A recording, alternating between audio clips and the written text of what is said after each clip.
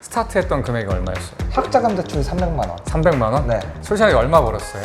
맥시멈이 제가 그리고 230억. 현재는 지금 대충 한 200억 될 거예요. 안녕하세요 시청자 여러분, 매형나무입니다. 오늘은 이번 상승장에 돈을 많이 벌었다는 시청자분이 계셔서 여러분들께 좋은 이야기, 재미난 이야기를 들려드릴 수 있을 것 같아서 오늘 이렇게 모셨습니다. 반갑습니다. 네, 반갑습니다. 네, 간단한 자기소개 부탁드립니다. 저는 타 커뮤니티에서는 이제 롤리랄이라고 불리고 있는 현재 28살의 대학원생인 트레이더입니다. 비트코인 입문한 계기가 어떻게 될까요? 제가 이제 지금 연구실 생활을 하는데 저희 연구실 선배, 이 형이 10만 원 갖고 자기가 100만 원을 벌었다. 그때가 이제 비트맥스였었거든요. 그게 언제예요? 7년도 막 18년도 완전 초창기일 거예요. 그래가지고 이제 그 비트맥스로 돈을 벌었다 해서 저도 이제 그때 당시에 연구실 월급이 10만 원이거든요. 그 10만 원을 해서 막 50배, 100배 레버리지를 땡겨서 청산을 한 게 저의 비트코인 처음 거래였던 것 같습니다. 시작한 게 특이하게 이제 현물이 아니고 주변에 이제 그 선물 거래하는 사람이 있어서 선물로 입문을 했다가 그렇죠. 좀 돈을 좀 많이 날렸다. 네. 업비트나 비썸 같은 현물 거래소에서 투자할 생각은 별로 없었나 보네요. 전 전혀 투자를 애초에도 몰랐고 가상화폐에 대한 정의나 장기적으로 뭐 그게 옳은지 타당한지 그때 당시에는 알지 못하고 사실 뭐 어쨌든 제일 중요한 건 내가 돈을 버는 거니까 어떻게 하면 돈을 벌 수 있을까에 좀 초점이 맞춰진 거고, 굳이 현물 아니고 선물로도 돈을 벌 수 있다고 하면 그걸로 할 수 있으니까. 그렇게 비트코인에 이제 선물로 입문하게 돼서 네. 그 뒤로 지금까지 과정은 좀 어땠어요?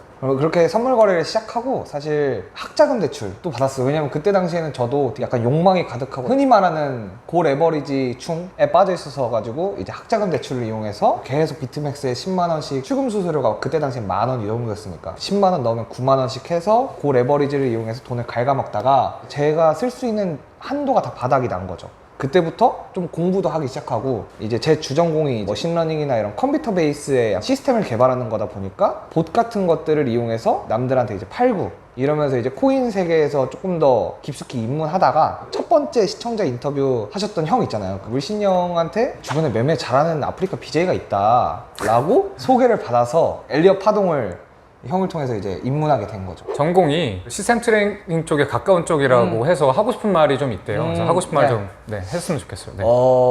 지금 요새 뭐 다른 유튜브들에서 지표팔이 하시는 분, 그런 거 하시는 분 아니면 시스템 트레이딩 매매 봇 파시는 분들 많거든요.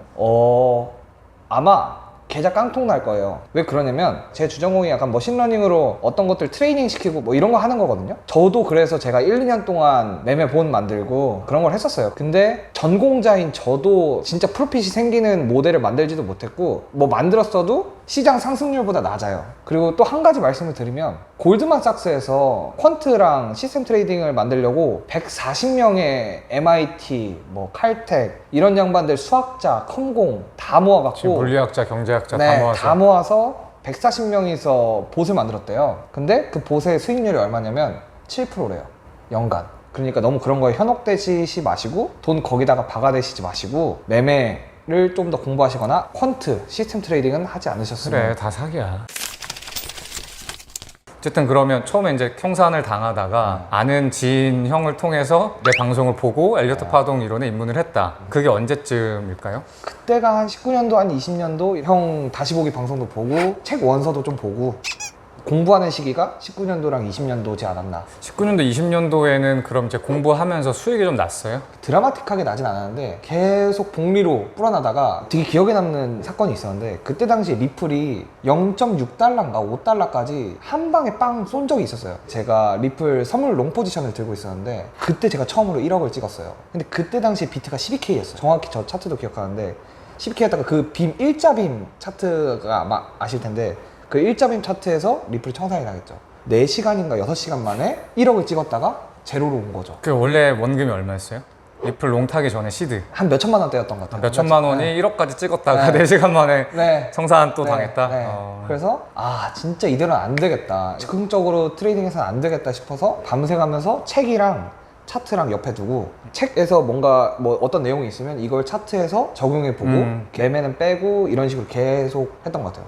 그때 당시에 이제 저는 실전에 적용하는 과정이다 보니까 너무 재밌어가지고 잠도 안 자고 맨날 코피 막 책상에 막 뿌려져 있고 너무 잠을 안 자고 너무 밥을 안 먹으니까 계속 나오게 되는 그런 과정 속에서 공부를 많이 했죠. 근데 그 코피 흘린 거 치고는 체격이 아 이게 그러고 나서 12K 눌림에서 이제 다이렉트로 오는 이 상승장을 그때 만난 거죠. 그러면 속 시원하게 솔직하게 얼마 벌었어요?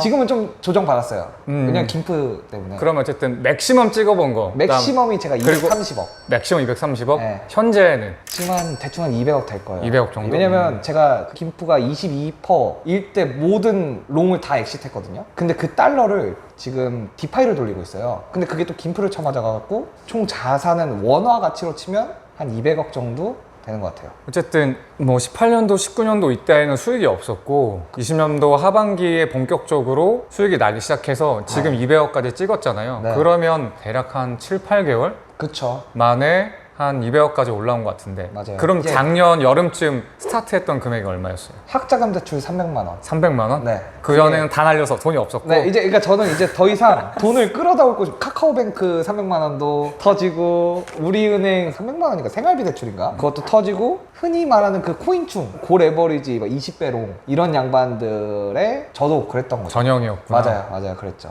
그래서 어쨌든 300만 원 가지고 시작을 했던 게 8개월 만에 그- 200억까지 불었잖아요. 요 과정을 좀 들었으면 좋겠고 결과론적인 얘기지만 누가 봐도 임펄스 파동이었거든요. 12K부터. 그리고 주봉을 봐도 캔들 자체 마감이 대가리가 깨져도 롱, 대깨롱이었어요. 진짜로. 그래서 저는 비트 선물을 안 하고 알트 선물을 주로 하는 스타일이에요. 고점만 예측한다면 수익률은 알트 선물이 최고거든요. 그렇죠. 그러니까 알트 선물로 피라미딩을 하자.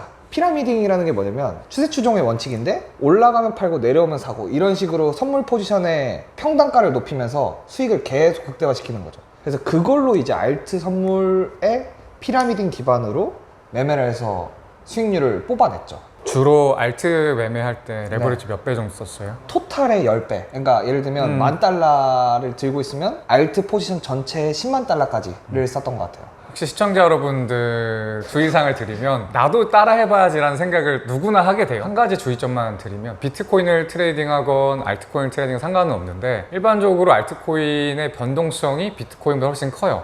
그렇기 때문에 수익이 날 경우에 이렇게 잘 볼 수도 있고 반대로 손해가 났을 때는 좀 심하게 손해가 날 수도 있으니까 양날의 검이니까 잘 사용을 하셔야 됩니다. 궁금한 거 하나는 그 전까지만 하더라도 계속해서 수익이 복리로 안 불고 그렇죠. 계속 청산을 맞거나 시드가 맞아요. 줄거나 했었는데 200억 벌 때까지는 큰 위험 없이 이렇게 올라올 수 있었나. 첫 번째는 사실 뭐 이빨린 말이 아니라 형이 그때 당시에 만불 챌린지를 처음으로 시작했을 때가 20년도인가 그때예요. 바이낸스에서 처음으로 만불을 받고 10만 불 되면 출금 이거를 하셨어요. 그래서 맞아. 나도 저걸 한번 해봐야겠다.